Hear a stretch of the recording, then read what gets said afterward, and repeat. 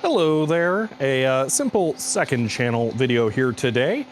Here I have my Data General microNOVA with the Data General 6039 floppy drives.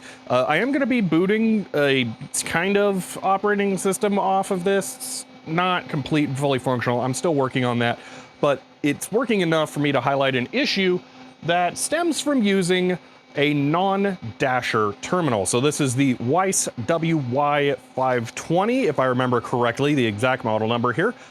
It does work with the machine. So if I do a one look here and then a bunch of control J's, we can browse through RAM there. So what I'm going to do now, though, is try to boot the operating system, and we'll run into some issues. Now, serial is a complicated beast, not only because of the copious number of adapters, you can even see I have some back there laying around, but also because of the way that the protocol works with different terminals and different machines. And here we will start to see some of the weirdness that stems from this. So we should have seen an R right there, not a like umlaut O. I'm not exactly sure what that is. And there we go. All of the directory listing there is garbage. Now this is because the control character set that the microNOVA's operating system here is expecting would be compatible with the Dasher D2 or the 6053. This is not compatible with that, so it just doesn't work. Now this is a fancy smart terminal. It can change its emulation mode, so we're in VT300 mode, but it doesn't have a Dasher D200 mode, so there's no point in trying to change anything. This terminal is realistically never going to be compatible with the operating system on this machine. And this is actually true for a lot of terminals, to the point where I really need to be able to use the Dasher with this pretty much exclusively because nothing else is going to work. Now, I'll add in here that there is a open source project called Dasher A that emulates some Dasher terminals, but those are the D200 terminals, and they're also not compatible with that. I've already tried the software here. It doesn't work. Now, I have two problems here with this that I want to solve. One of them is related to this thing. This is a WTI APS-8M, and what it is a serial point switch that can be software configured. So basically you plug all of your devices in here, and then in software you determine which ones are connected to what. This will be extremely helpful later because I have the microNOVA here, but I also have a Nova 4X in the other cabinet, and I only have one Dasher terminal, so I'm going to need to be able to switch between them. And while I could get a clunk data switch, something like this will be a little nicer on the connectors and just more reliable in the long run, because I can connect the 4X and the microNOVA to this and the Dasher terminal and just use this thing to configure which ones are routed to what. This also makes it possible, though, for me to connect it to a modern computer over USB serial adapters to send data to and from this machine without having to constantly swap around serial ports. So I'm going to benefit a lot from getting this machine connected to this and the Dasher connected to this so that I can do different kinds of serial routing. Now, my other problem here is with the connectors. So the Weiss WY520 here uses a standard DB25 connector, and I was able to use this cable that plugs into the back plane, kind of. Actually, this plugs directly into the async card that has a card edge exposed on the back plane. Now, this is the only cable I have like this that ends in a D-sub shell here, and this one actually really sucks internally. I have had to fix this cable already, and there is a history of that being documented in the service notes for these machines. But that isn't applicable to the Dasher D2 here, which you can see has this as the serial connector. Yeah, that's this cable. So that plugs in there, and then it's weird. So, all right, if it's like that there, then we probably have another more normal cable on the other end, right? Right? No, it's this. So this is here what connects into the card on the microNOVA, and then this is the end that goes to the terminal. This is Data general standard, you get the exact same connector here on the Nova 4X over there. But yeah, nothing else on the planet uses this. And this is even weirder than you might think it is. These are not only not standard for serial connectors, they're also not standard 100 mil pitch headers either. So this is 100 mil pitch spacing, but this is 1/8 inch. So making a cable to adapt these is extra difficult. And now we get to the part here where I kind of got lucky because I want to be able to switch the dasher between the two machines and use a Linux computer with this as well so that I can send it data over a USB serial interface. But I needed something to go in between these connectors, and thankfully, there was someone on eBay selling this. This is an amp, what is it, 86402-1 extension cable. Now, I haven't tried this yet, so let's see together here how this works. Well, the good news is that pin isn't necessary, so this will still be fine. So we're gonna go ahead and do this, and then I have to remove a pin here for the key. Let me do that really quick. Just doing this by pressing in the lock and pulling on the wire. There we go. And now I have my extension cable here. And what I'm gonna do is cut it right in the middle and solder in a male and female DE9 connector. And that'll allow me to have a split cable here. And that'll allow me to have a cable that can go in between the dasher and the microNOVA that can translate it to standard DE9. Although there is one thing I don't like here. The pins coming off of this thing are really short. Thankfully, my machine came with this, which is like a weird little connector holder thing. So I'm just going to use that when I finish this off, because that will actually hold the connectors kind of together. Maybe I'll wrap that in Kapton too, because that's not really that great. But we can still cut this in half and make our cable. Now, there is the issue of trying to figure out how to get from this to a standard DE9 wiring.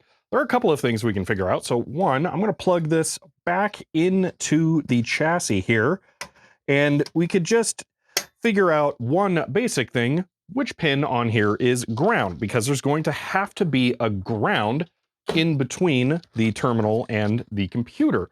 So I already know which pin is ground, and it happens to be the orange one. But if you didn't know, you can just check each one of these with a continuity test to something you know is ground, in this case, the case, and we can figure that out. This is also good to get a reference point for the pin ordering if you find any other information about this, such as the manual for the dasher terminal. This manual has some cable pinouts in it that go to different kinds of connectors. It does use some weird terms, though, for the pins, which has been a little bit of an issue for me that I've had to figure out. Thankfully, between this cable, which goes to standard DB25, and the cable pinouts, I have devised my own pinout legends for what each of the pins on the cables are. And with that, we can make some cables. Okay, so now that we have some baseline information, I have my cable. I'm going to cut in half to use to get the connectors. By the way, you can't get these connectors anymore. They just aren't being made. I think I found them for sale with a minimum order quantity of like 1,000 on Mauser or something. Not easy to get a hold of. So that extension cable, massive lifesaver. So I have that, and then I have my hopefully correct pinout here of what the connectors should be that we're going to make. So this is this cable here actually that goes to the dasher, and then this is this thing. This is numbered, this is not numbered, but if I remember correctly, blue is ground because we have the no connect middle pin there, so we can reference that. Now, there's one other thing that I want to talk about, and I have a printout here that I've made. Actually, I've got a nice laminated thing here for this, and I'm thinking about making more of these. If this sounds interesting, I might actually sell these as a set.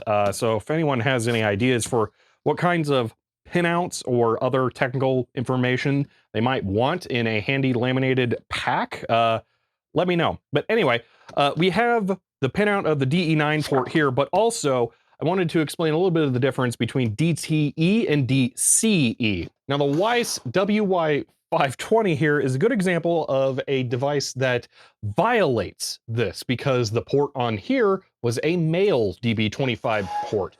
That's not correct for a DCE device. This thing is wired weirdly as a result. A computer, which is DTE here, would have a male port. So this is the cable that you'd put on a motherboard that has the COM port and the LPT port headers. Parallel is meant to be female. Serial is meant to be male, which means that the port on a terminal should be female so that you can use a straight through cable to connect over to it. For example, the Televideo 950 terminals that I looked at a while ago, they had female ports on them like they should. Now, when you have a correct DTE and DCE device, it is a straight through cable like I mentioned, but if you have two DTE devices, you need a null modem cable to be able to connect them where it flips RX and TX in the middle of the wire, kind of like the twist in a floppy cable. Now, I'm going to build my cable here as proper DTE on the computer side and DCE on the terminal side. So I'm going to be doing that, and to go with that, I have the correct corresponding male and female DE9 connectors here. But I think that is everything to cover here, so now we just get things soldered, which means it's also time to snip the cable. I don't actually know when this cable is from. The bag said something about 2012, so I'm just going to hope that it was a kind of modern cable. It's going to serve a higher purpose now either way, though. And what I'm kind of hoping I can do is that this shrink tubing isn't too tight and I can actually pull it down. Nope, that is super duper tight. That's unfortunate because I was really hoping I could pull this down here and then not have to re-shrink tube this or cut this edge, but I think I'm going to have to cut the edge. All right, I was able to pull the shrink tubing down just a little bit here by removing the cables that go to the key connector on the data general stuff. This is handy because it'll allow me to put the shrink tubing inside of here and clamp it down once I get it soldered to the connector, which will make it much stronger. And I did not have to cut it down or extend these out, which is just going to be preferable in the long run. Now, though, to figure out how we're going to wire this. So with the pinout guide I have here for the dasher and this connector, we can see that red here would be RX, and then TX would be the second pin in. Do I have that correct? I am not 100% sure. No, it'd be the third. Well, now that's strange. I might have that slightly wrong. Okay. We will double check that before I solder anything, but I think black here is TX, so I might have that messed up. But then blue here is the ground pin, which is green. So red is TX on the dasher, green is ground, and then black would be TX. And I'm just gonna go double check that really quick, I think. This is where this gets confusing, validating this stuff. So the dasher cable and the microNOVA cable are differently color keyed, so we can't correlate that, but we can correlate the pin positions. So I just want to make sure yellow here, which is pin 11, is actually TX, not -5 volts. So that is blue here, which would go to blue here. And then these are pinned the same with the same colors, thankfully. So this should go to pin 2 on my 1D shell connector. And it goes to pin 3 instead. That's good enough. They're just swapped for the DCE, DTE thing. So yeah, that is wrong, and it's actually the last pin. I'm gonna go correct that right now. All right, now I'm gonna use the female pin connector here for the terminal side. The thing here would normally go on the computer side behind in there, and I kind of like the idea of having the annoying pin part there instead, because then I can just tape it up and it'll be fine. So we'll use this here. So I'm gonna grab this extension header thing that the computer came with originally, and I'm gonna plug this in here, figure out our pinning. So this being the terminal side, we'll use the female connector. Let me get these old wires off. And now we will be soldering our new wires on. So like I mentioned, it's going to be the brown coming from the terminal. So red will be our TX, green will be our ground, and then the black will be our RX. So all of these will be no connect in this thing. I'll probably tape those up and then just leave them in there. I could remove them. It doesn't really matter though. Pin 5 on these connectors is ground. Let me go ahead and tin the wires. All right. So our green is ground. And then these two wires, I may end up having to swap at some point if I get this wrong. But for right now, we will assume that we want brown TX to be red. So that will be pin 3. And then the other pin will be RX. There we go. So I'm just going to use some Kapton tape here. I'm going to wrap this around the ends of the cables here. Now I'll go ahead and disconnect this and get this crimped in place. Okay. That should be a functional dasher terminal cable. So now I'm going to go ahead and test it here. I'm just going to plug this in like this, and then I'm going to go get a straight through serial cable to connect to a USB serial adapter, and we'll see if it just works correctly like it should. Okay, this is the cable setup. So this is the cable that goes to the terminal. This is the cable I just made, and I did actually have to swap the black and red wires because I got RX and TX backwards. And then I have a normal serial port here, like you would have on a computer. It's just a USB adapter. And on a computer or to the side, I have minicom open, listening on this port. So here we have the dasher all connected now, and I'm going to go ahead and type something on it.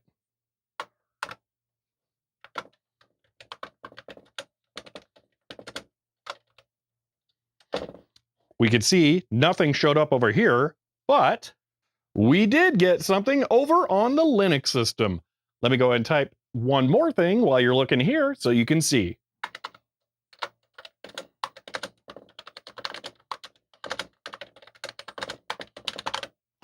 Bam, we are getting data from the dasher to Linux. Now, let's do it the other way.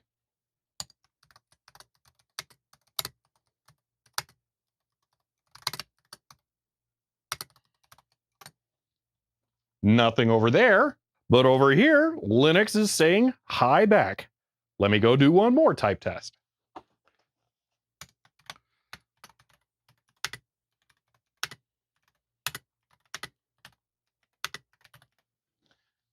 And that is bidirectional communication with Linux.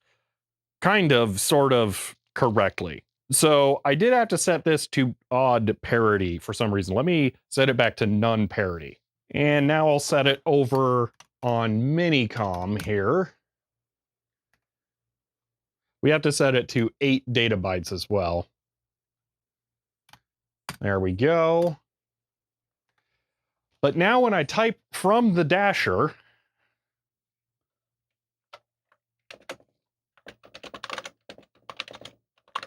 it's being weird. You know what? I wonder if it's 7 data bits, none parity. I hadn't thought to try that.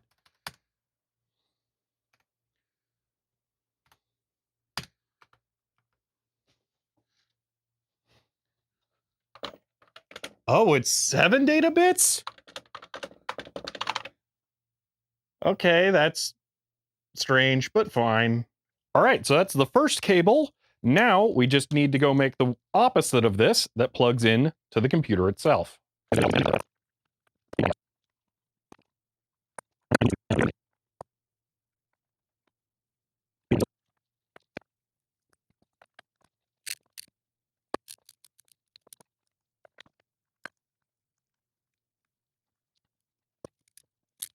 Okay, that should be correct. Now, like I mentioned, we can plug these into each other.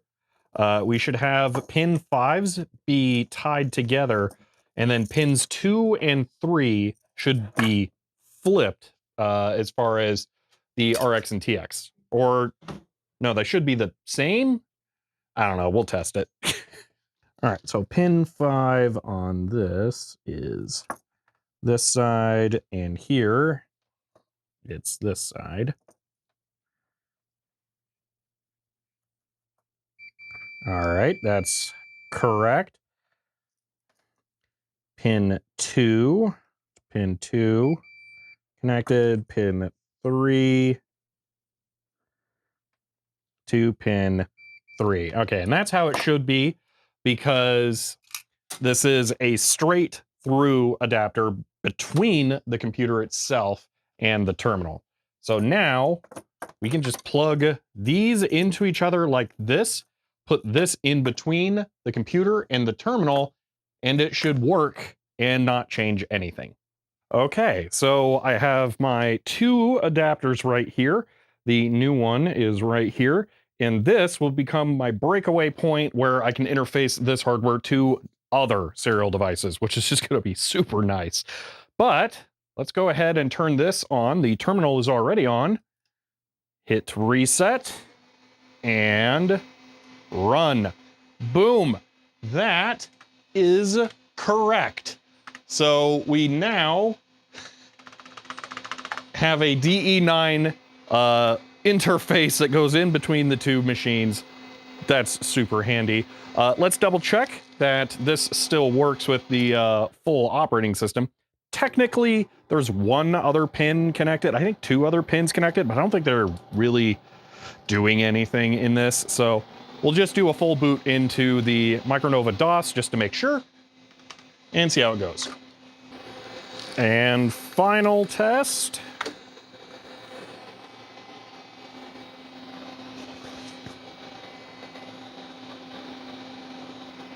Oh, it's perfect. Okay. Actually, that's not really the final test.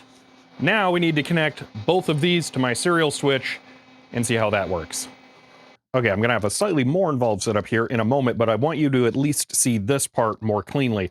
This is the cable coming from the terminal. I'm putting it in the little plastic clamp here to hold that together. This cable gets to plug straight into the serial port switcher.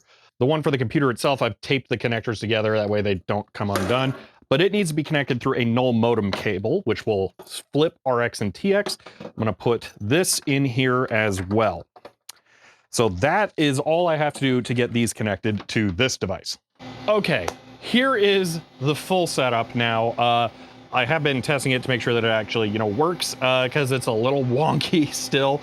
But we have the WISE terminal back because it is also connected to this, but I have it logged into the console management system where we can see the status of all of the devices. I've gone ahead and named everything in here. So I have the WISE console on port 1, the microNOVA on port 2, the Dasher on port 7, and I've also connected Linux on port 4. So you can see way in the back there's the Linux computer. One of the things I could do here, well, first off, I'll show you this. I am connected to the microNOVA, so I can go through and view memory like that. But if I wanted to, I could disconnect 2 from 7, tell it I'm sure, and then I could connect 4 and 7. So we've connected the Dasher to Linux, and I can now send commands over to Linux, although it's being a little weird over there for some reason.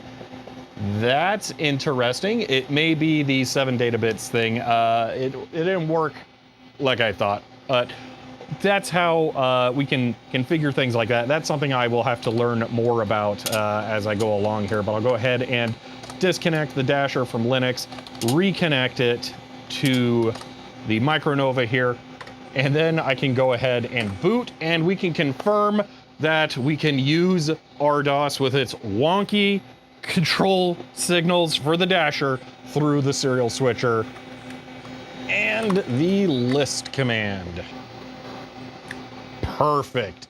This thing shouldn't change any of the characters. It should just pass everything straight through. So that's why this works.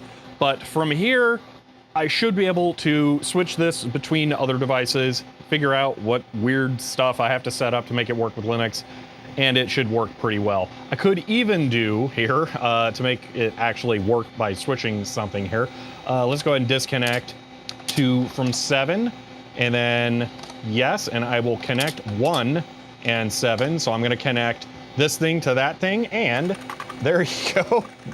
Why is this so weird? It works normally the other way, so here, let's do this.